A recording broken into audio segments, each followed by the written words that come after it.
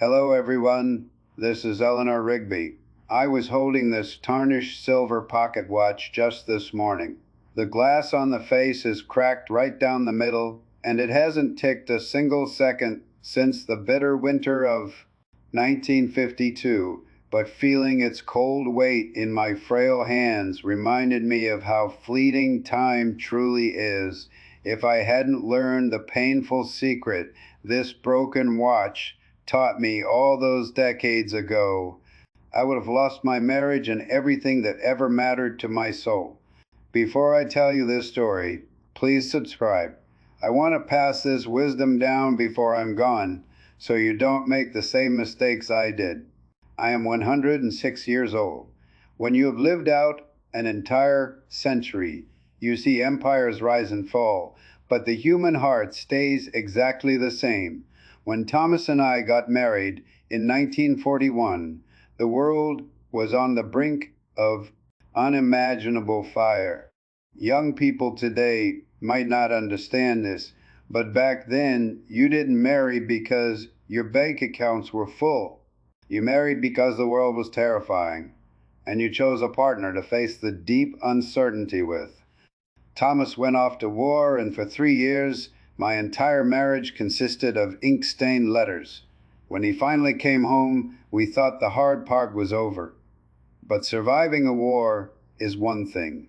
Surviving the slow, grinding reality of everyday life is an entirely different battle. By the time 952 rolled around, we had two small children, a freezing apartment, and not a penny to our names. Let me tell you the truth. Poverty starves your spirit. It turns you into a bitter, frightened version of yourself. The romantic love we felt in 941 had been buried under unpaid bills and bone-deep exhaustion. We stopped talking. We started snapping. Every conversation felt like a minefield. It was the hardest year of my life. This watch belonged to Thomas's grandfather. It was our only item of true monetary value. One Tuesday in December, Thomas came home early. He had been laid off for the week. No pay, no warning.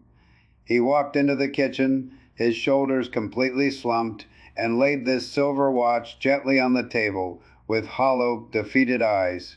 He said he was going to the pawn shop in the morning to buy coal and groceries.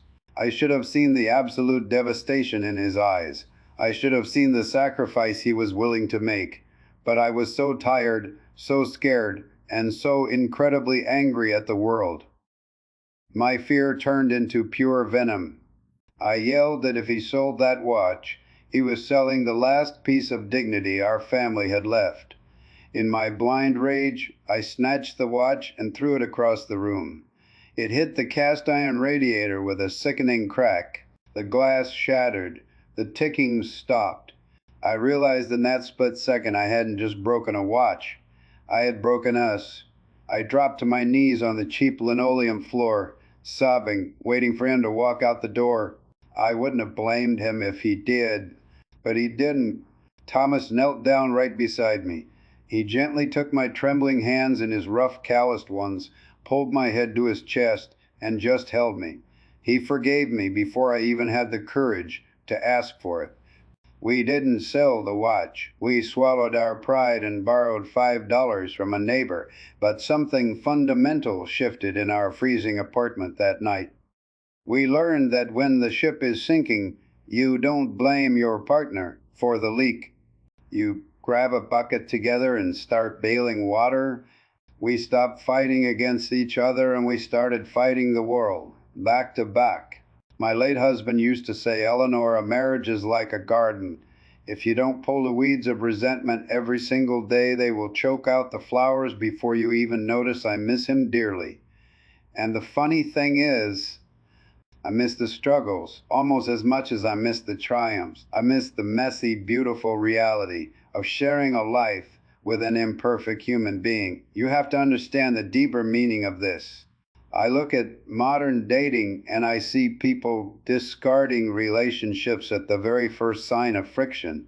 Someone doesn't text back, or you disagree about finances, and immediately it is thrown away. We aren't compatible. They say, listen to an old woman who has seen more than most. Compatibility is a myth.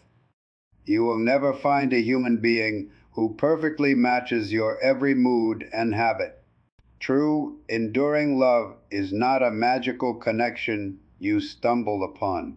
Love isn't a feeling you have, it's a decision you make every morning.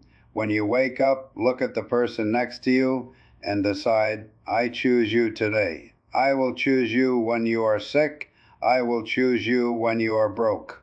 And I will choose you when we are both broken on the kitchen floor.